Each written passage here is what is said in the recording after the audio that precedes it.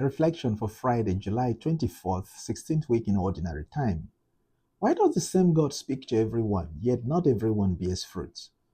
A husband once noticed that his wife had become strangely quiet.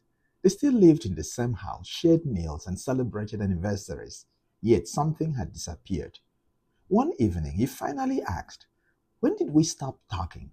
She replied, "We never stopped talking, we only stopped sharing our hearts." They had preserved the structure of their marriage while losing its intimacy. Their healing began not by buying new gifts or taking another vacation, but by learning once again to truly listen to one another.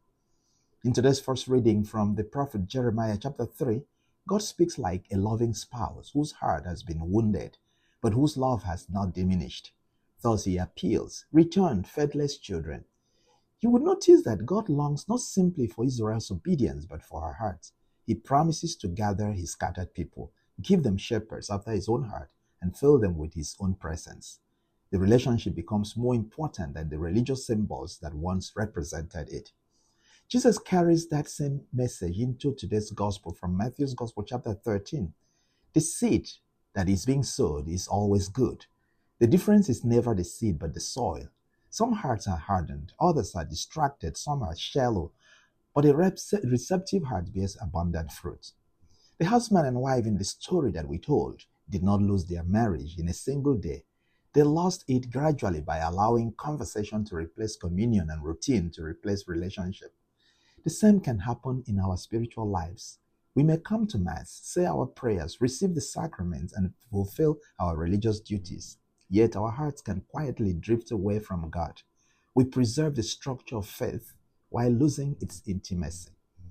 That is why Jeremiah's call, "Return," and Jesus' invitation to become good soil are really the same invitation today. Before God asks us to bear fruit, you know what? He always asks us to open our hearts. A heart that truly returns to God becomes a fertile soil where his word takes root and transforms lives. Today, my dear friend, God is not asking whether we have kept up appearances, but whether we still share our hearts with him. If we return to him with open hearts, his word will not merely be heard, it will bear fruit 30, 60, and 100-fold. May God bless you.